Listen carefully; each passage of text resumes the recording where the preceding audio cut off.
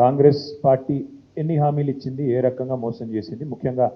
గ్యారంటీల పేరిట గారడీ చేసి ఎట్లా